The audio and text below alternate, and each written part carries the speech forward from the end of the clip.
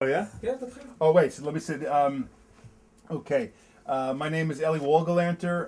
It's the 14th of June, 2010. We're here interviewing Yehuda Avner in Jerusalem in his office at the Wolfson Towers. All right. First of all, I need Yehuda your name at birth, the spelling of your name. My name at birth is Lawrence, Lawrence, Hafner, Haffner. Born in Manchester, December the 30th, 1928.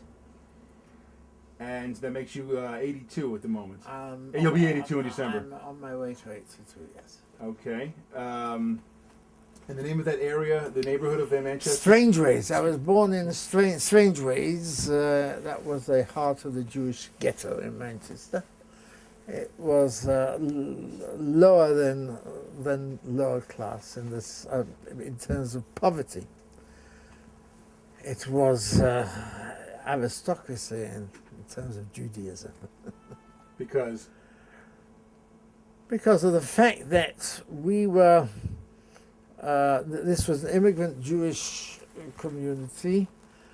It was rich in the sense that it had its own cadre of scholars and rabbis, and it lived within the poverty of slum Victorian industrial Manchester. Manchester was always then a textile city. And there were no Jewish day schools at the time, so one went to the public school. The public school was overwhelmingly populated by kids, non-Jewish kids, from homes so poor that many came to school not in shoes but in wooden clogs. Many with their heads shaved because of lice. It was called Waterloo Road School. Ironically, many of the teachers were Jewish, but the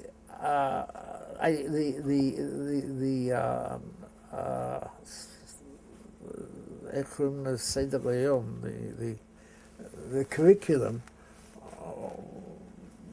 had virtually nothing Jewish about it, even to the extent that as we approached Christmas, all of us, the whole school, including all the Jews, we were taught Christmas carols. In the morning we had hymns. I can still recite the Lord's Prayer, Our Father who art in heaven, hallowed be thy name. The Jewish holidays were nevertheless respected. And half the students didn't show up on Rosh Hashanah. Exactly.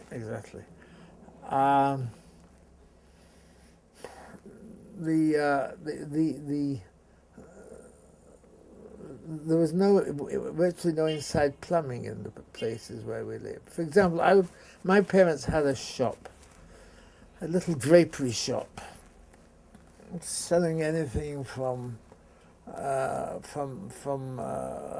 underwear to pinafores to such like.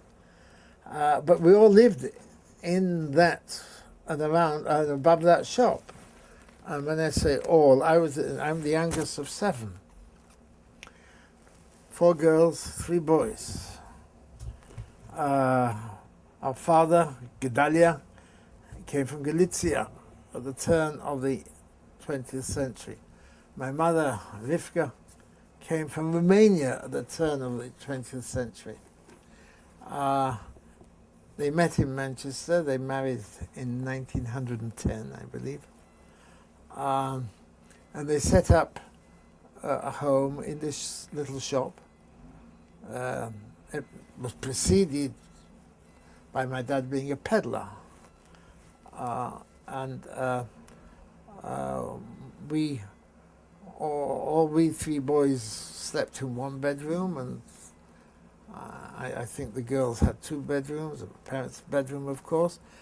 But the heart and soul of home life was the kitchen, which was, I can see it now in my mind's eye. There was the little shop with a counter, and then you climb 3 steps into a little corridor and into a kitchen. It was a fairly large kitchen.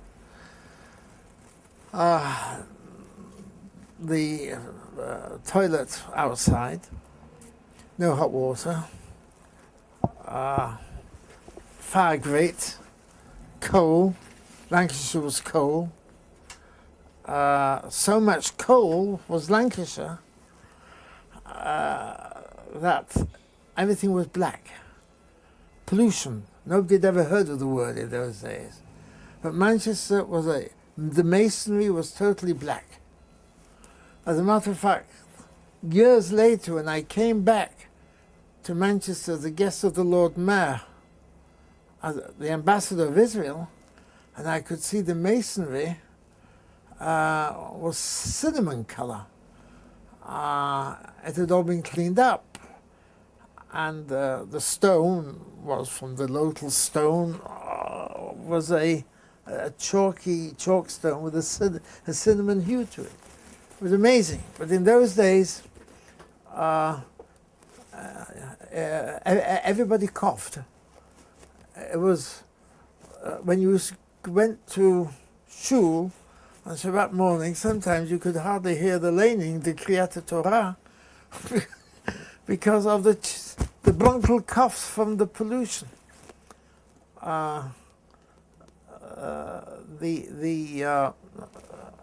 But it was a happy life. When I say it was a happy life, first of all, Shabbat. Shabbat is simply a brilliant institution.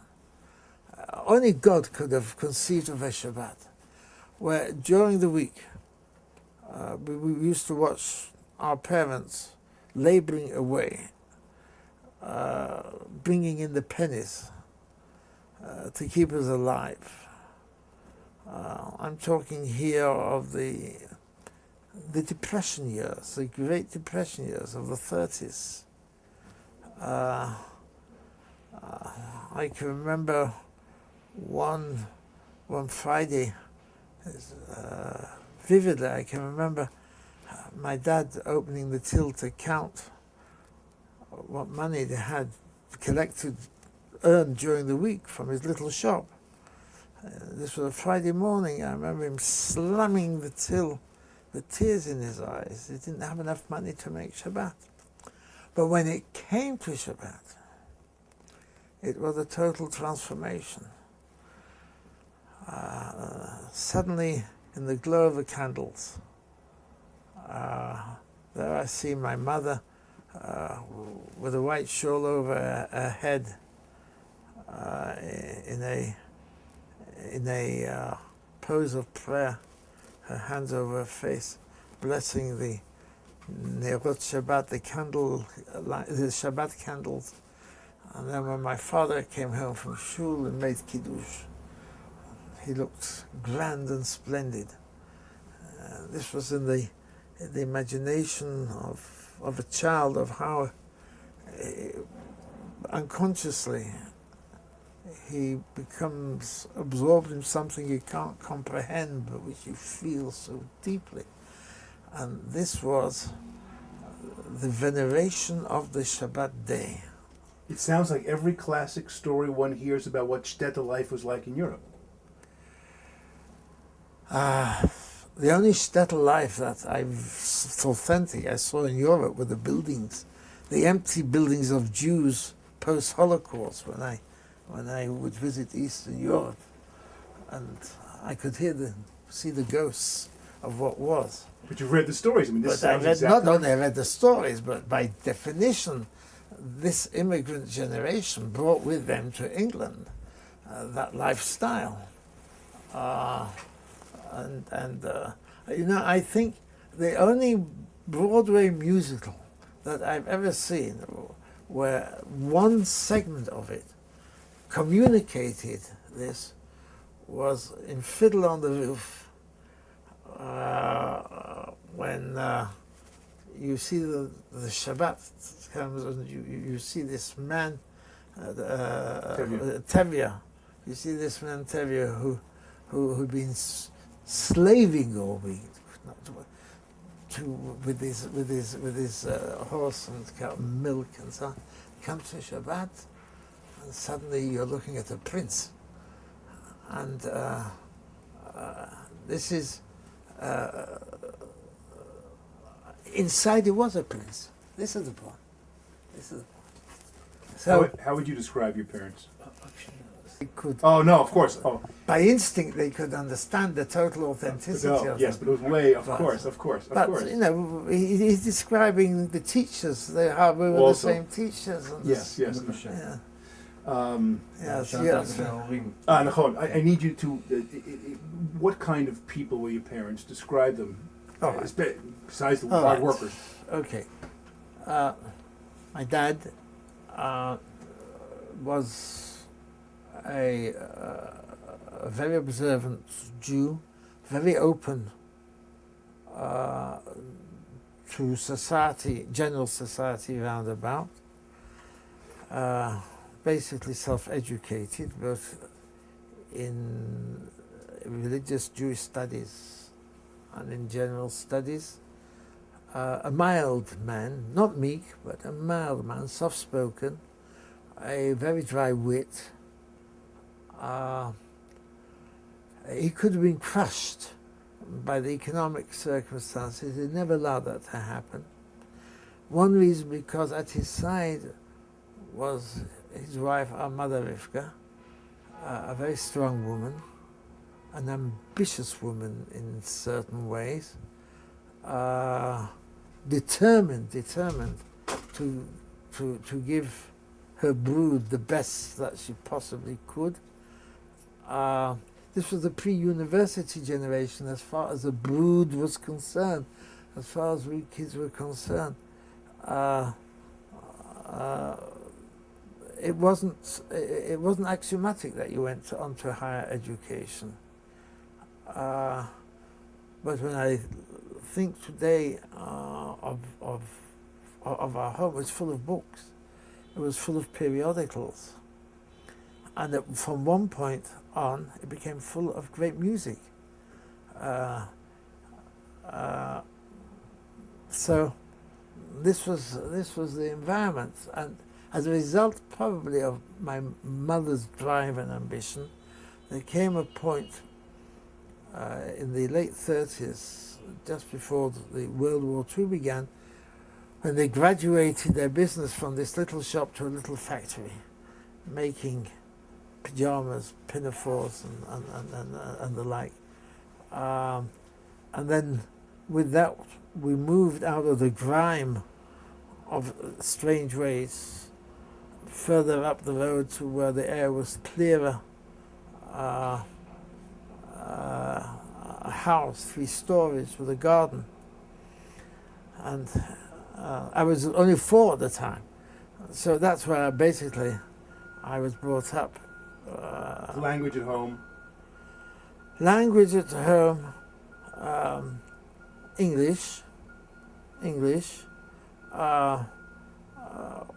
I think the lingua franca of my parents' communication was Yiddish. Certainly when they didn't want us to understand, they spoke Yiddish. Yes. Did you know any of your grandparents? I only knew my grandfather, my dad's father, a grizzly old gentleman in my young eyes. He was a widower then.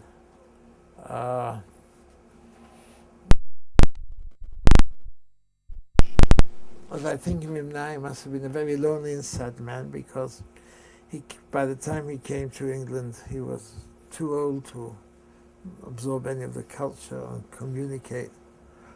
But there was a whole coterie of these people who simply, yes, they transferred their shtetl from Galicia, wherever, to the Stiebels of Manchester.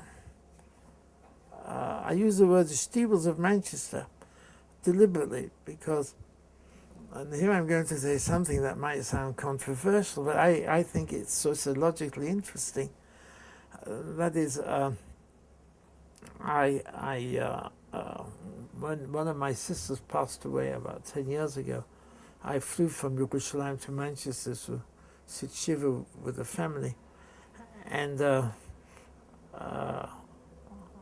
I, having left as a 17-year-old in 1947, Manchester, time had moved on, and now I'm talking here about the 1990s. And sitting with my brothers and sisters, I asked them, I said, whatever happened to all these old Stiebelach that I remember as a kid? And some of them had the most unusual names. I remember one was called the Hayloft.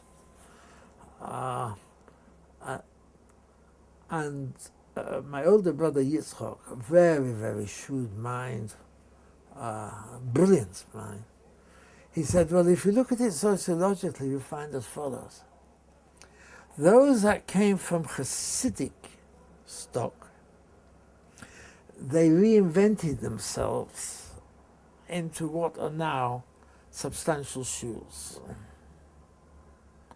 Those that were of Lithuanian origin have almost all disappeared. And this got me thinking.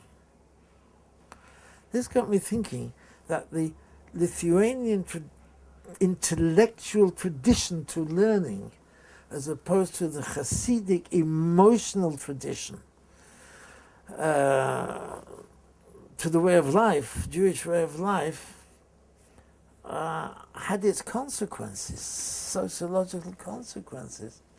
I've never spoken to this really about anybody, but I wouldn't be surprised if a sociological study would reveal that Haskalah, and with it the assimilatory processes, began within the Lithuanian tradition rather than within the Hasidic tradition.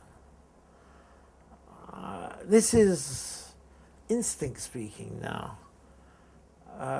But I've always had within me this romanticism, if you'd like to call it, which Hasidism represents and which expresses itself in the most extrovert kind of manner of song and dance, and often myth-making as well. When you say your father was religious, in today's terms and today's different camps of religion, how would you define him? Certainly not Haredi.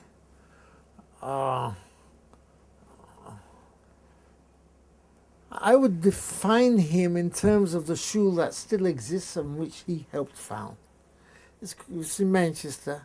It's a family shul. It's a small shul.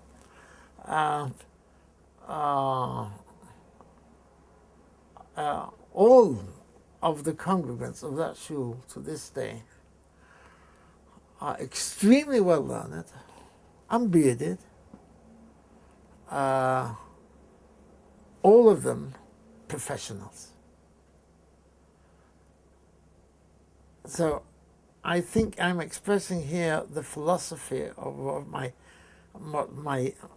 my dad embodied, but could not accomplish that in his own life. Either the depth of learning nor the possibility of a profession. But this is how we and that group of congregants brought up the next generation. You tell a story in the book of your schooling as you're in your you must have been your last year of high school. Yeah. Reflecting the anti-Semitism that you were facing as a child, as a Jew in a public school. First of all, tell me about what that was like, that sense of the outsider child in the public school, the Jew and the outsider. I didn't like Manchester, and that was one of the reasons why I didn't like it. I left Manchester in 1947, and I've never looked back. As a matter of fact, I don't go to Manchester. I will say off camera I'm going next week because my brother is very sick and I want to see him, so I'm going for a couple of days. But no, I didn't like. I felt claustrophobic there in Manchester. Maybe it's because I was the youngest of 7.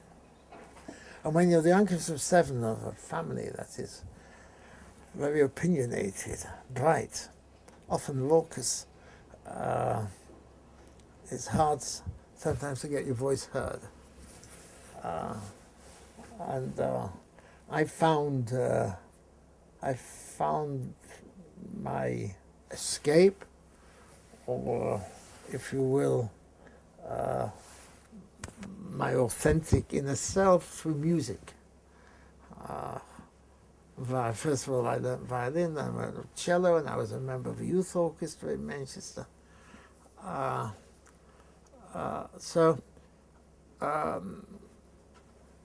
was an outsider. You felt it. I think more than any of my brothers and sisters, I felt it, because they've never ever expressed what I'm expressing to you now. For example, I would never approach a policeman. To me, the policeman was something ominous.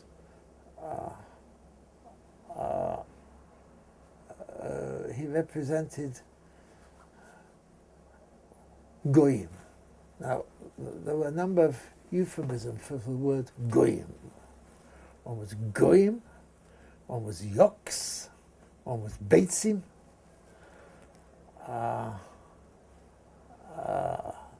So that was that, for example.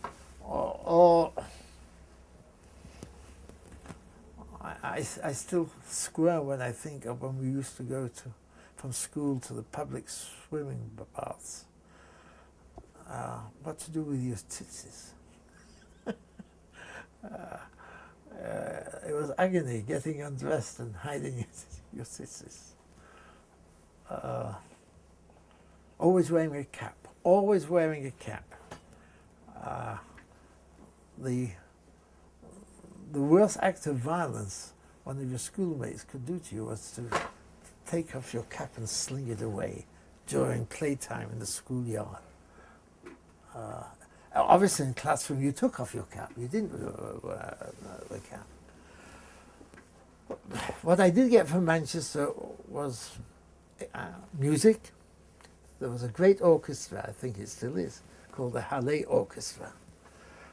And it attracted a number of giants of the English music world at the time. Conductors like Sir Malcolm Sargent and Sir John Barbaroli.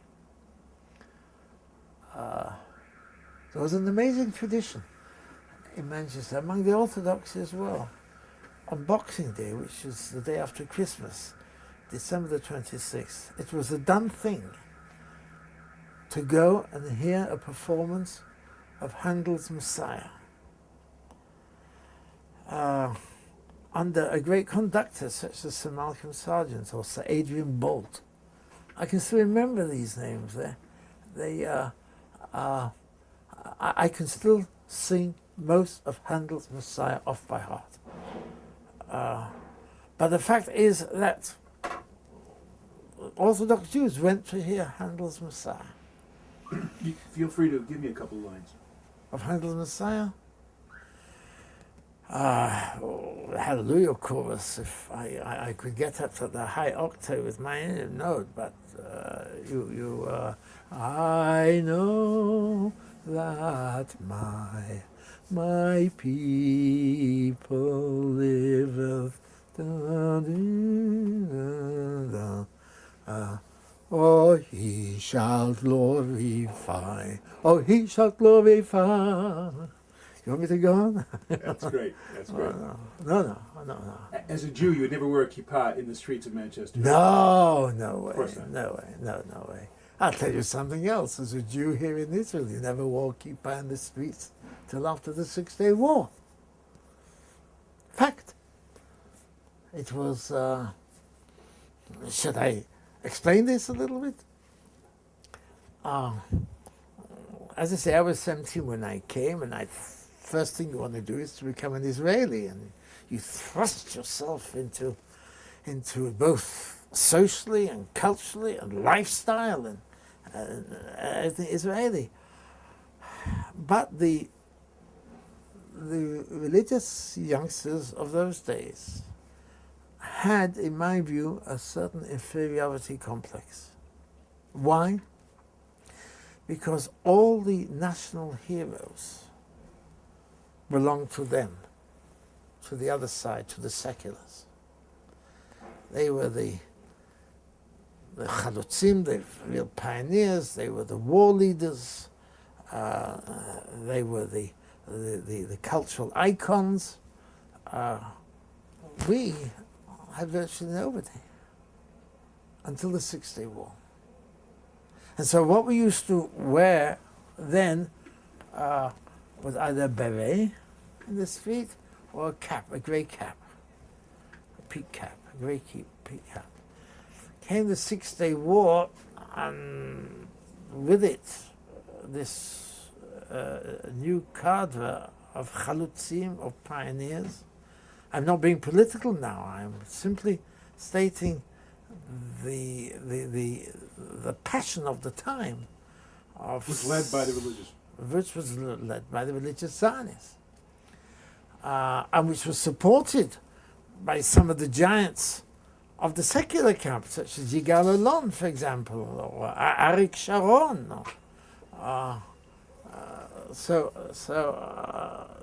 The religious kids straightened their backs, stood tall, put kippot on their head, and you've never stopped them since. At any rate, back to Manchester. Did you play sports as a kid in Manchester? I was good at rugby. I'm pretty small. I was muscular, and I was as quick as a deer. Oh yeah, and I was a forward in rugby. That gave me enormous pride. It gave the Jewish kids, I'm talking now about high school, it gave the Jewish kids a sense of pride as well. Hafner, after, yeah. So, but I was never in for cricket or any other sports. Soccer? Not really, no, rugby. I had a wild imagination. I used to play alone. I played a lot alone. And I could, I've got a nickname which for the purposes of history I shall give it to you. My nickname is Gooby. Why Gooby? Because I used to love playing in the mud. Wartime, trenches, battles, matchsticks, soldiers, whole armies. And so I used to, one day I walked into the house full of mud from top to bottom, and my older brother Moshe was at that time just reading Dr. Dolittle. And in Dr. Dolittle, one of the animals is a pig called Gub Gub. And he said, here's Gub Gub. I was 5 years old. From that day forth, it stuck. All the family called you? All the family called me Gubby. Yeah. So, what did your... I just want to say what else. I got music, I got the orchestra, I got the Manchester Guardian. I'm talking about the Manchester Guardian under C.P. Scott as editor. C.P. Scott was a very close friend of Chaim Weizmann, our first president, who was for, I think, 9 years professor of chemistry at Manchester University. C.P. Scott was also a friend of Arthur Balfour, Lord Balfour. And this is how the connection between Weizmann and Balfour came about, through C.P. Scott. And the Manchester Guardian was a very liberal newspaper, the very opposite of what the Guardian is today. And it was a pro-Zionist paper. So I learnt journalism from the love of the Manchester Guardian, and I subsequently, at one time, went to London School of Journalism. Then I also loved rambling as a result of Manchester, because Manchester is surrounded by great countryside, including the Pennine chains, the mountain chains, and the Lake District. And so I loved nature. I began to love nature, and I began collecting flowers and different grasses. And I was always a great collector. As you see today, I'm still a collector. So, but I wasn't very happy in Cheder. We went to school, the public school. Then we went to Cheder, and Every day? every day except Friday and Shabbat. Every day, yeah, including every day, yeah, after school. It was tough. I don't think that I was awfully bright in school. I was a wartime schoolboy, and the week was punctuated by blitzes, by bombings. My dad transformed our cellar into had it reinforced as an air raid shelter. We used to sleep down there, which I rather enjoyed. In fact, I rather enjoyed the war. This is a terrible thing to say. Because it was through your imagination of what was going on in the world, and No, it was simply, number one, very often because of the bombings there was no school. Very often, no, because we used to play all kind of pranks, air raid shelter pranks, and a favourite sport was collecting shrapnel. That was how we used to. There was a bartering trade with shrapnel. how often would you have to go down to the cellar? We were saying about, just for my own edification, I didn't realize Manchester, I thought it was so far north that there was very little bombing that far north during the Blitz, but I guess I'm wrong. Yes, the two major metropolises that were German targets was Liverpool because of the docks, and Manchester because it was, in addition to textiles, it was also a town, or engineering town. And there were many assembly lines, military assembly lines in Manchester that were, so they were targets. I can vividly remember the house that we moved to from Strangeways further up the road called Broughton Park. It was at an elevation, and I can remember coming out of the shelter after a night of bombing and standing at the front door and just looking at Manchester burning. But I have to confess that I personally didn't suffer the war. Even when we were evacuated, we kids were evacuated out of the major cities on the eve of a war. Imagine what it must have been for parents, Jewish parents, observant Jewish parents, having to take their kids to school on Friday. How old am I? I'm 10, 11. My older brothers were already in high school. I was still in junior school. They were evacuated. They were evacuated to a seaside place together called Blackpool. I was evacuated to a little spinning town called Darwin, outside of Manchester. I was staying with Mr. and Mrs. Berry, who adopted me. He was a local butcher. They had one son, Tom, who was in the army, who was killed at Dunkirk. But I How long were you evacuated? 6 months. 6 months. Came back just in time for the war to begin. That is to say, when I say the war to begin, September the 1st, Britain declared war on Germany, but then there followed some 6 months or so what was called the phony war. Nothing happened. But during that time, we were evacuated. And I remember vividly with our gas mask, we had a little brown box, piece of string around, and an identity card around our necks, and taken to the railway station. This was going on holiday, and but I remember as we were being walked to the railway station, I came on one side of the street, the other side was this parade of parents walking in step with their children, taking their last view of their kids as we merged into the station onto the railway train.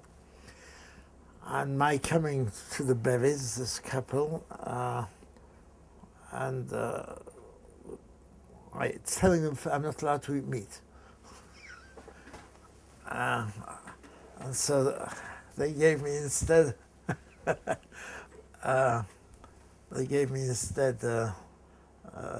bread, white bread, dipped in gravy. Took me to church. Until the religious authorities in Manchester organised themselves and made arrangements through whatever educational authorities they were that Jewish kids should be allowed. But there was no school in Darwin, but there was a cinema house which was easy to trespass into through a toilet window at the back. And again, music. There was a movie, a film of Gilbert and Sullivan's Mikado. I remember seeing it in this little movie house in. And then, as I say, because there was no bombing and so on, we came home shortly after Christmas, and then the bombings began, and there were these barrage balloons, which looked like galleons in the sky. Great fun. You went to the local park where the Air Force people were sending up these barrage balloons so that enemy planes couldn't fly low. Good fun. Let me take you back to your family. How was Zionism talked about, thought about, experienced in your house? Mainly through my mother. My mother was a convinced Jabotinskyist. My father much less so. But when I say convinced Jabotinskyist, first of all, there were magazines, Zionist magazines around. I didn't fully understand what they were. There would be pictures of these little kids with white hats and bright sunshine. Bright sunshine. No, it was for a Manchester kid to see bright sunshine. Even when the sun tried to come out, it couldn't penetrate the pollution. So she once took me to a Zionist meeting of a Jabotinskyist. But my epiphany, my Zionist epiphany came through B'nai Akiva, the religious Zionist youth movement B'nai Akiva. And again, it wasn't ideology, it was socializing, meeting girls.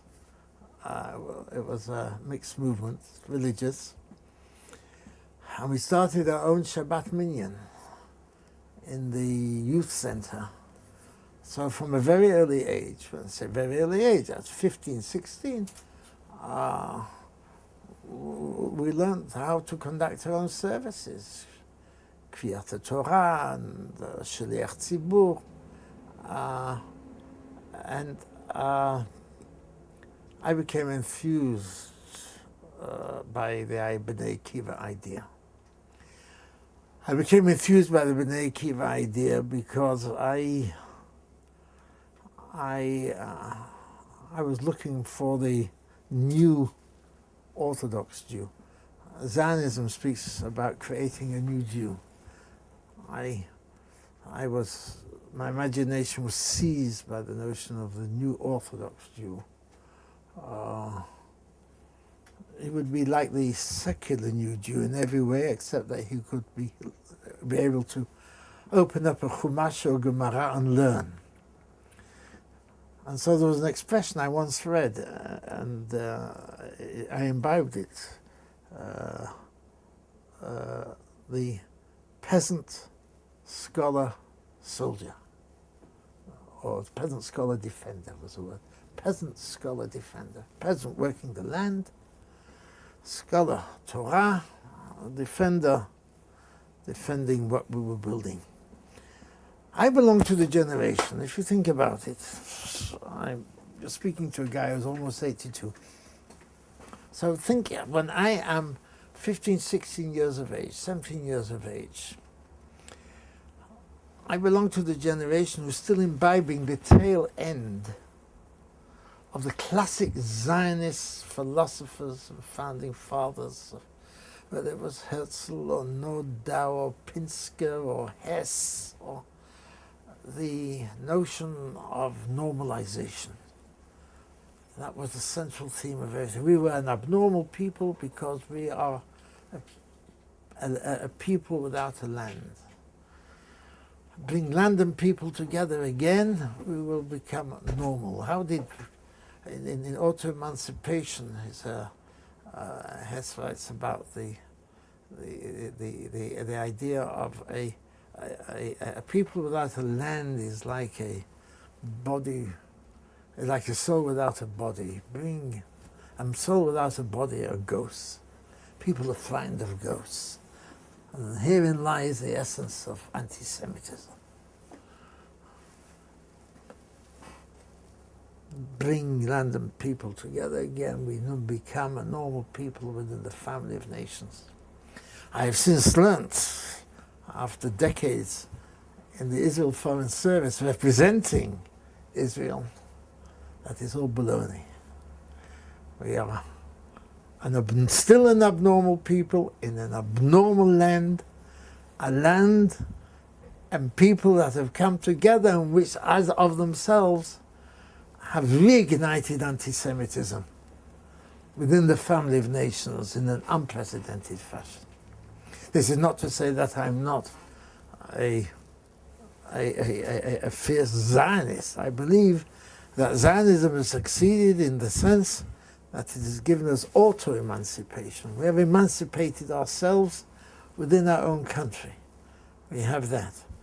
But as an element within the family of nations, we are and shall forever remain the odd state out. I could give theological reasons for that, but I won't do so at this moment, maybe at a later stage. But B'nai Akiva was a fierce passion within my life, to such an extent that I, as soon as school was over, to the distress of my dad more than my mum, I went on hachshara. I went to a training farm to prepare myself for life on a kibbutz. We B'nai Akiva, there was also a senior element called Bachad, the Brit Chalutzim Datiyim. We were going to establish our own kibbutz. And we did, kibbutz Levy. As a matter of fact, I found here among a photograph of me in this training farm. It was a place called Thaxted. How old are you there? 17, just finished school,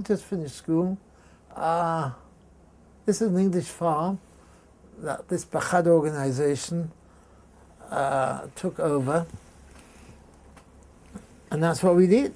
We learned how to farm, how to go back to the land, because we were going to normalize ourselves. Every healthy nation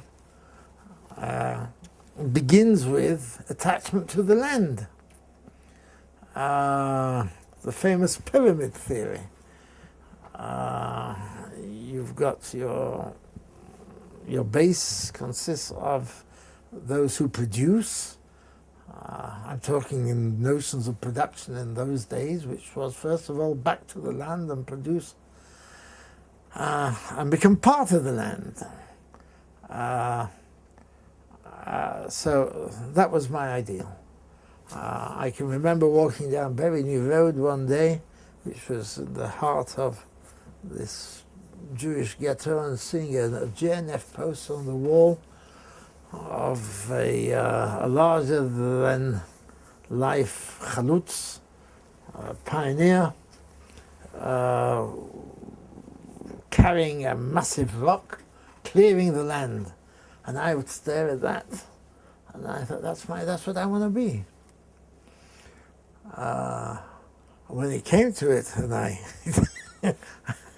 found it very hard to pick up rocks. But that was the, and then as I was finishing school, a miracle fell into my lap, and that was I was selected by Bnei Akiva to go on a year's course of Madrichim. It was called the Machon Madrichei Chutz Laaretz, the Institute for Youth Leaders from Abroad, for short, the Machon. I was selected, one of a few. This was in November 1947, to go and to Yerushalayim for a year, to study in this Machon. And I had absolutely no intention of coming back. And although you were committed, morally committed to return, to serve as a youth leader in the youth movement from whence you came, in my instance, Bnei Akiva, I had absolutely no intention of coming back. And the reason was, in those days, the British were ruling Palestine, Eretz Israel. It was almost impossible to get in, to get what they called a certificate to get in. But I've got here among my old passport with I think it may be in here, a student visa into Palestine. I was able to get in, I don't think this is the one, a student visa into Palestine. So just to be able to get into the country was itself morally a virtue enough to be able to say, I'm going to stay there. In the end, after we founded Kibbutz Levy asked me to go back as a shaliach and fulfill that moral obligation. I became the Secretary General of the movement for a few years. But that was the atmosphere of the day, all against the background of the Shoah, of the Holocaust. Let's back up a little bit. You're a teenager now during the war, and Britain is fighting the Nazis, and you're obviously a staunch supporter of that war. At the same time, you're dealing with Britain, the occupier, if you will, of Palestine, and the political ramifications of living as a Jew in England with your feelings towards Palestine among your peers. Tell me what it was like to be a Zionist leading up to your departure, living in the culture of England. At that age, I think it's true to say you live, everything is black and white.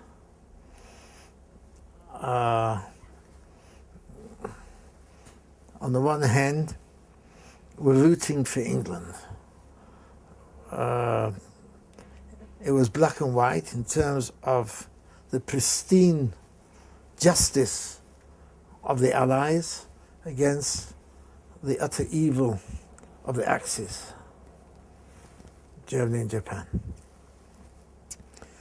And so it was very easy to identify and carry the flag of that fight. And my brothers and I, we had a big map on the wall with pins showing the positions of the various armies. And until 1942-43, the blue pins, which are the Allies, they are retreating, and the red pins, which are the Germans, are advancing, and then the other way round. And so, at a very early age, you learn of places like Tobruk in North Africa, and El Alamein, and these are the grand battles, the great battles. The Americans helped a little bit. That is to say that through the prism of a British school kid, as opposed to in America, Errol Flynn, he captured Burma. As far as we were concerned, General Montgomery, he was the one who was reconquering Europe. There was a guy called Eisenhower, Supreme Commander. What's a Supreme Commander? He sits in an office. There's Eisenhower, General Montgomery out there in his jeep. Well, there was that. The problematics, the angers, the passions about the British in Palestine only began around about 1944, towards the war's end. I would say that Menachem Begin and the Irgun, which he headed, the underground, as much as the Haganah, had a lot to do with it. Because suddenly, you're reading the Jewish Chronicle. Everybody read the Jewish Chronicle. Jewish Chronicle was the newspaper record of the Jewish community in England. Friday, Jewish Chronicle. And you're following what's going on in Eretz Israel through the Jewish Chronicle, and then you're hearing about a revolt led by Menachem Begin against the British already in 1944.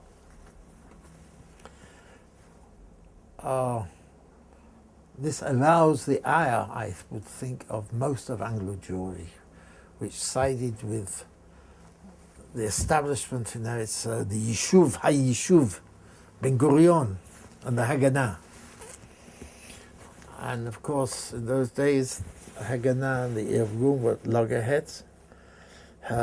We never heard of something called Ha-Saison, the season, when Ben Gurion gave orders to the Haganah to hand over Irgunis to the British. Very complex story, very complex, very sad story. But then we began to hear of these ships carrying refugees and being turned back. And one of them, a couple being sunk, one of the Patria, another Struma. No, Struma. Yeah. That's, I think it was called. And the passengers going down in it.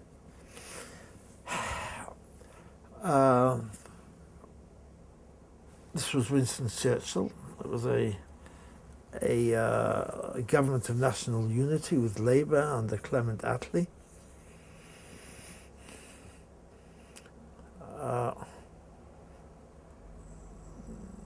The Labour Party came out vociferously in favour of the Jewish case during the war, making promises that if they get into power after the war, they will support a Jewish state. The term Jewish state was itself relatively new in the vernacular at the time. It was always Jewish national home. subsequently I was to learn, it was only after the Biltmore program that it was decided that a Jewish national home means a Jewish state. Otherwise, there was a Jewish national home, which was a rather neutral term, rather easy to defend.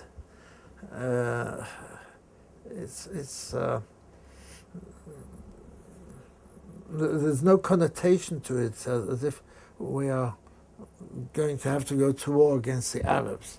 Generally, the notion of going to war against the Arabs, I don't think it loomed large then in our minds. I'm not quite sure. But so there we are. There's the Irgun under Menachem Begin, challenging the Yishuv under Ben Gurion and the Haganah that we have now to declare a revolt against the British, even as the war is going on. I'm speaking at a time when, at the very eve of the war in 1939, the British had issued their white paper, which virtually called a halt to all Jewish entry into Palestine, among other things. And so... How did that white paper strike the Jewish community of Manchester? I think the Jewish community in Manchester very much accepted the Ben Gurion slogan, even if it wasn't enunciated at the time. It was enunciated, but that we shall fight the Nazis as if there was no British white paper, and we shall fight the British white paper as if there were no Nazis. But the point is this. Suddenly, Anglo Jewry woke up one morning in a trauma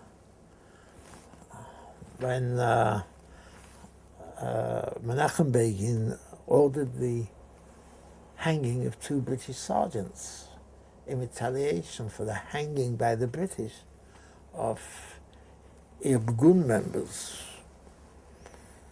who had themselves attacked British targets. I worked for Menachem Begin from 1977 until 1983 when he retired. I worked closely with him, and I spoke to him, not often, but on occasion, about those years. For example, to this day, the term King David Hotel among knowledgeable people is often associated with it having been blown up by the Irgun with the loss of scores of lives. I'm wearing the wrong spectacles, excuse me. I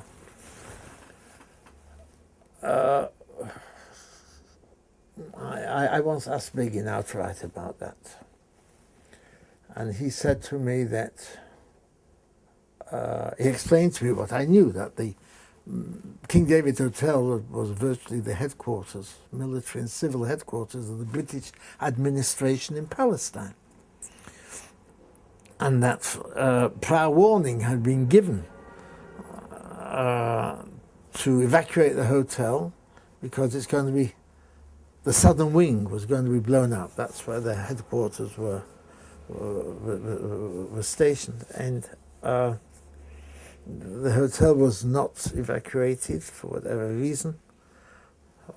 One story has it that the person in charge said that we give the Jews orders, they don't give us orders. True or not, I don't know, but forewarning definitely was given, and I hear this from Begin's own lips. And it was also given to the nearby French consulate to open the windows so that it shouldn't be shattered, to the Palestine Post, now the Jerusalem Post, as well as to the switchboard of the King David Hotel. He even told me that at the entrance to the driveway of the hotel, they'd set off firecrackers to warn people away. So no, he would not be apologetic for that, for the King David Hotel. But one of the most dramatic, even startling acts of the Irgun was the Arca fortress, a Crusader fortress, I understand, with almost impenetrable walls that was used as a prison, and where the hangings took place of the Irgunis who were caught. And there were floggings as well. This was capital punishment at its worst, sometimes for relatively minor acts against the British. And beginning with the floggings, Begin issued one of his placards pasted in the night around the country that if they do not stop flogging, he called them our soldiers, the Irgunis, then we're going to flog British captives as well. And he did. And then when they began the hangings, I think it began with Dovgruna, one of the Irgun commanders. And then it escalated. So he gave a warning that's going to be hanging for hanging. And there was. I have in my book a startling story that the Irgun were looking for soldiers, Englishmen, whom to hang, take them as hostage to prevent further hangings. And the first fellow they captured, they kidnapped, was a guy called Collins. And as they put the rope around his neck, this guy called Collins, who was protesting all the time that he was a Jew, well, what Jew is named Collins? He suddenly started to recite with a rope around his neck, Adon Olam Asher Malach. And then he started to say Kaddish. And the hangman, the Irgun hangman, they were so shocked. So start again from he was brought to the noose. That they put the noose around his neck, and he suddenly started to mumble Adon Olam Asher Malach B'Terem Kol Yitzin Nivra, and after that Yiskadal V'Yiskadash started saying Kaddish, and the hangman, they were in such a state of shock. This was in a eucalyptus grove. They quickly whipped him off to Tel Aviv, and he quickly caught the first plane he could back to London. But then they did eventually take prisoner, hostage, 2 sergeants. And when more hangings took place in Arca, they hanged the sergeants.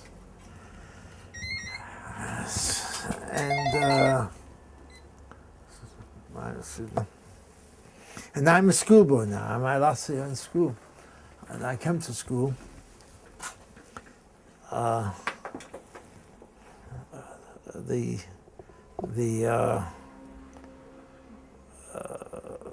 There's a guy, I remember his name, Gosling. His name was Gosling. He pounced on me. He tackled me. And he began to pummel me. This was the start of a geography class before the teacher came in. Hello? Okay. So start again. So start the story by saying, and so the hanging took place in the next day. Stay sitting. So the next day I come to school, and then I'm pounced upon by a fellow student. I remember his name was Gosling. He tackled me to the floor, and he began to pummel me. And at that moment, our geography teacher walked into the classroom and he said, "What's going on here?" And Gosling, he releases me, and I get up, dust myself down, and I say, "Nothing, sir." The reason why I said nothing, sir, because Gosling didn't like me. He didn't like me, not merely because I was a Jew, but because he didn't like anybody who was not of the Church of England. So Gosling said, "Oh yes, there is, sir." And he tells him that his dad, Gosling's dad, my dad is in the British police force in Palestine, and Hafner's terrorists, they're going to be killing my dad next, like they hung up those two sergeants. Because fevers were running very high. As the newspapers that day had grisly pictures of this sergeants hanging from eucalyptus trees in a grove near Netanya, it transpired. So he simply, the teacher, Hogden was his name, he simply began to bully me in the class. That is to say, very snidely, he said, "Is your Mr. Begin going to be hanging any more of our boys? He's going to be hanging Gosling's dad? Hafner, tell us, come on, tell us." And this was the tone. And he had a cane, he had a long cane. He didn't use a cane to swipe us, but he used to use a cane for the purposes of pointing out on the map. And of course, the map in those days was virtually all red. The British Empire, it enveloped most of the globe. And he was a big empire man as well. At any rate, he started. He asked about my mother. My mother had been to a parents' evening some days beforehand with a broken English, and I was mortified. And "Your mother's from Romania," and her husband, "Yes." "Are there terrorists from Romania as well? Are you a Zionist, Hafner?" "Your mother?" "Yes." And he had this habit of always, after making a certain statement, then asking the class to repeat that statement that he'd made. So, for example,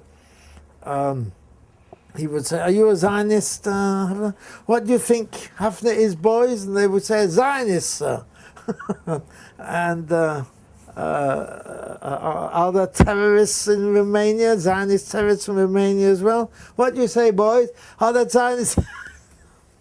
Well, in the end, there's a term, I haven't heard it in a long time, but there's a term in English called Dutch courage. And Dutch courage is, as you know, it is a moment of defiance which is totally contrary to your own nature. And in a moment of defiance, when he asked me, "Where exactly does your mother come from again?" And I said, "Gay in Dretse."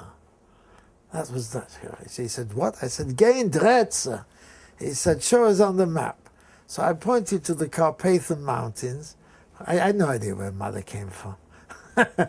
And I said, "It's somewhere here, but this map is too small the village is too small to show on this map." So he was looking at this map of the Carpathian Mountains, and he said, "What did you say the name was again?" I said, "Gain Dretse." So he said, "That is Romanian, isn't it?" And then he went on to say, "Of course, there's a particular Latin ring." I remember those words. "There's a particular Latin ring to the name, because Romanian, as opposed to other countries round about which are all Slavic, Romania is very proud that the origin of its language is Latin." And then the bell rang and off he went, and I felt a thrill. I was enthralled with myself that I'd given him his comeuppance, because of course Gein Drad is Yiddish for "go to hell." and I sometimes wondered, where did I get that courage to say that to him to his face. And I came to the conclusion it derived from the indoctrination I was having in Bnei Akiva to be a proud, peasant, Zionist, religious new Jew. And shortly after that, school ended, and I went to this, for a few months, to this Hachshara training farm in a place called Thaxted. And then I got this scholarship to go to Yerushalayim, to the Mechon. You write a book about graffiti on the wall as you're going to school. That was the very first time I ever encountered the name Begin. This must have been a year or so beforehand, that I'm going to school. No, I'm not going to school. I'm going to Cheder from school. I'm going to Cheder, and on a shul wall on Cheetham Hill Road, which is another road in the ghetto, the Jewish ghetto. There was it must have been the time of the hanging of the sergeants. I'm sorry. There was this graffiti on the wall. I think the words were "Hang the Jew terrorist Begin," and there'd been a demonstration. We're talking here about wartime Britain, austerity. The pubs closed early. People were hanging around, had nothing to do. And a group got together and said, let's go and show these Jews what true Englishmen are made of. And they started to march up Cheetham Hill Road and smashing Jewish shop windows as they went. And more collected until I didn't see this. I only heard about it. But then a group of Jewish soldiers on leave, or ex-servicemen, no, there must have been ex-servicemen, because the war is over, World War II is over. They vigilantes, they got together and they confronted them. And there was a fist fights, and the police separated them, and but that was the atmosphere of the time, and that atmosphere only reinforced my decision that this is not my place, this is not my home, this is not my country, this is not my people, I'm off. And the rest of the Jews, they felt that also out of place and bitter towards the British for what they were doing in Palestine? I told you about the Jewish Chronicle. The editor of the Jewish Chronicle was a man called Greenberg.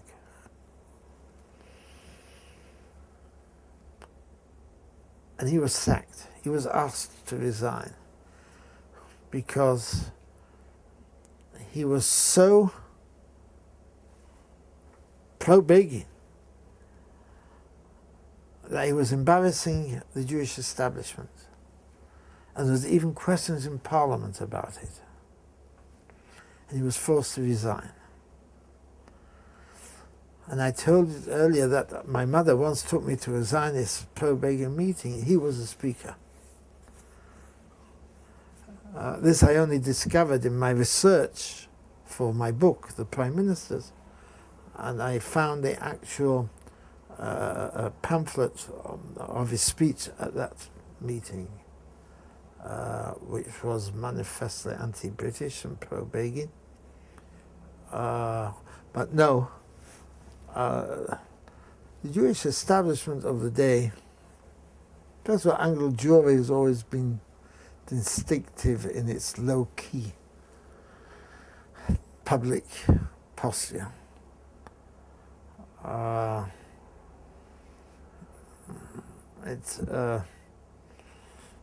never seen in England that kind of a aggressive defiance you will find in segments of American Jewry. But then it's a much smaller Jewish community. And its leadership has always come from established families, old families. Then, in those days, not so much today. So, as a kid, did you feel a conflict between being a Jew and being a British citizen? No, none whatsoever.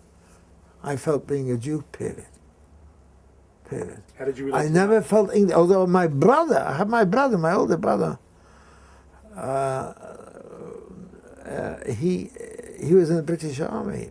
Not only was he in the British Army, he was a captain in the British Army. He was a graduate of Sandhurst. Religious, never compromised, but he was an artist. That is, his hobby was art. And so he quickly learnt in the army that if he does sketches of his superiors and gets them into the army little magazines that they had, it would do him no harm. And note was taken of him as a result, and so he was sent to Sandhurst, did officer training, and he ended up as a British commander of the Spandau prison in Berlin. It was a tripartite. Britain, it was Britain, France, Russia, and America. Each one had a representative commanding officer in charge, and he was a British commanding officer. And shortly after I arrived in the country, here, in Israel, I was approached by somebody for my passport. My British passport, which I voluntarily gave. I got it back some months later. I never asked what was done with it. And then, but one evening I was approached by somebody saying, you have a brother who is an officer in the British Army in Berlin. Yes, I gave him details. Years later, my brother was to tell me that he was approached and that equipment began to disappear in serious quantities. And he asked his military police to investigate, pointing out a number of German civilians working in the base camp for which he was commander, and he knew they had the Nazi past. They were the ones who were found guilty of having stolen this equipment. But strangely, so I was to learn much later on, when I was in a position of authority to make my own inquiries on these things, I found that it had turned up in Eretz Israel. My brother only told me this many, many, many years later. What I meant, the question I had before about being a Jew or Brit, how did you relate to the monarchy as a child? I related to it as Grand Theatre, I think. Not really emotional. I remember as a kid, 1935, it was the Jubilee of King George and Queen Mary in school. We all got a mug with their images on it. I remember only once, I remember once a king and queen visiting Manchester to open a new library, the Central Library. So all we kids from school were given little Union Jacks to wave and taken down. When I say, I don't sound cynical when I say Grand Theatre. It was a marvelous institution in terms of its pageantry. And when you're brought up in Manchester, in that environment in which, once a year we would go on a bit of a holiday just and get on a train and puff, puff, puff, puff, puff out into the countryside, and suddenly you see cows and green fields. That in itself was drama. So Imagine to see a king and queen, yes, but I never identified. And what do I call identification? Identification is to be able to salute, okay? To be able to salute a personage either because of some momentous achievement or because of a progeny. And they do have a progeny. The Windsors have a progeny, although it's a strange one because it's originally German. But I never identified with that progeny. Henry VIII was not my king. Queen Elizabeth I was not my queen. And the reason I ask is for this. So therefore, am I correct to assume that it was not difficult for you to feel anger and at war with Britain that was ruling Palestine? When they came to the crunch? And even before the crunch. In other words, you realized they're doing something wrong in Palestine. They're keeping the Jews, the white paper, and they're against me. Even though I'm British, they are against me. Yeah, but I have an outlet. I have a safety valve. It's called the Labour Party. The Labour Party is saying we're going to change all that when we come into office. And so we have the instrumentality within the society in which we're living in which to vent our passions. And so we are all Labourites. And my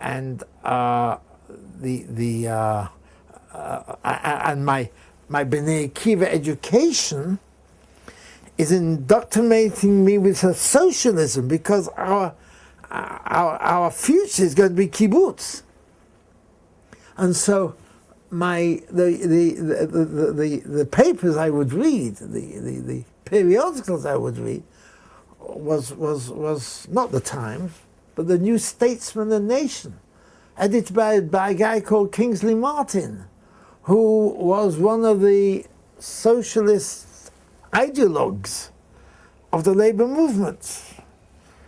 Here we are, 60-odd years later, and here am I, rolling off my tongue these terms, these names. Shows you to what extent they had percolated into my personality, into my way of thinking, and to my whole narrative of my life. So it wasn't all of Britain, it was just a part of Britain that was ruling over, and that is ruling the wrong way, and that others in Britain, in authority and power and political parties, would change things. Look, by the time we come to the end of the war and the breakup of the coalition government between Labour and Conservative, and the loss of the election by Winston Churchill, and the assumption to the premiership by Clement Attlee, by that time the Labour Party switched its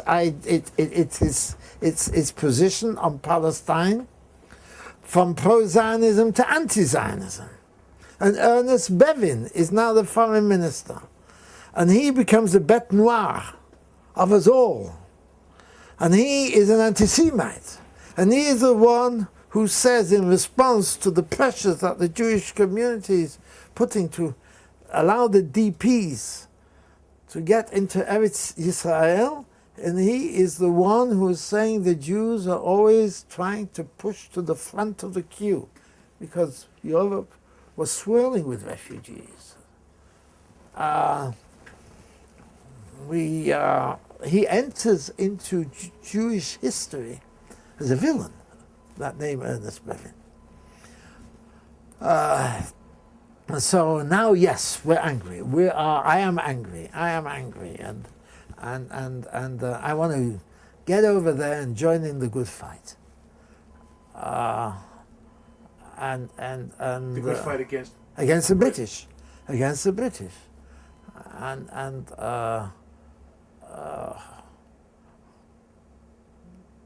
you know, I just come from a war, and now I'm going into another war. How did my parents take to that? My dad thought I was Meshuggah. My mum, who was by that time very sick with cancer, she's encouraging me to go.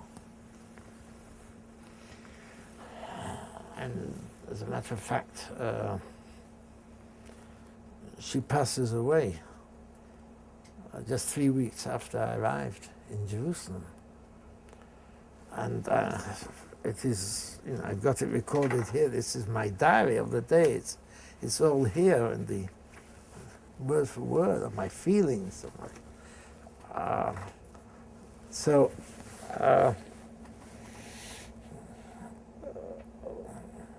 Yes, I had declared war on Britain by that time.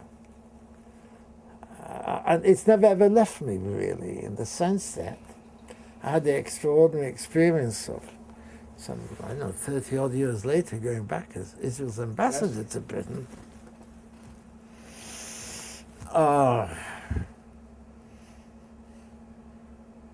I was sensitive to the complexity of the relationship.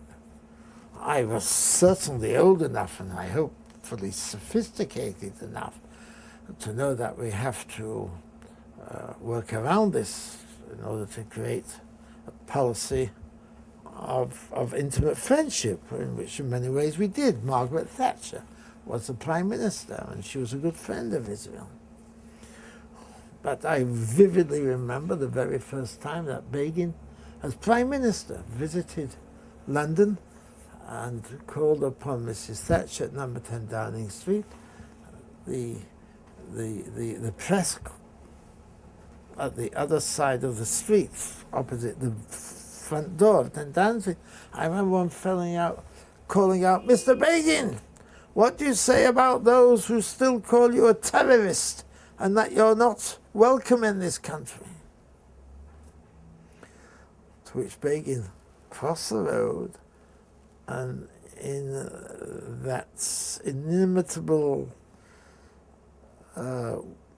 cynical, bitter-witty manner of his, says, "Is it not strange that the Mau Mau fighters from Kenya who visit number 10, you call them freedom fighters? And is it not strange that those who fought for the freedom of Malaysia, you call them freedom fighters? And that only me you call them terrorists? Is it because perhaps that I am Jewish that you don't call me a freedom fighter?"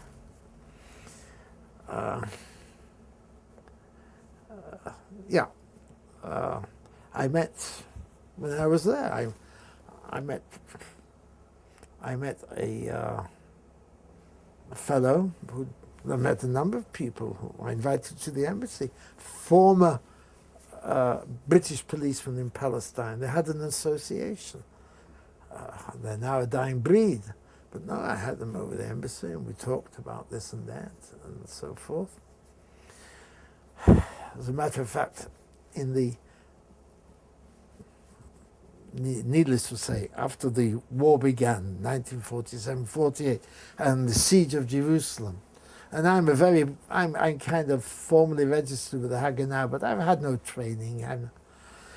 But I was caught one night after curfew, and on Jaffa Road, and I'm taken to the police station near Machane Yehuda, where the two little lions are.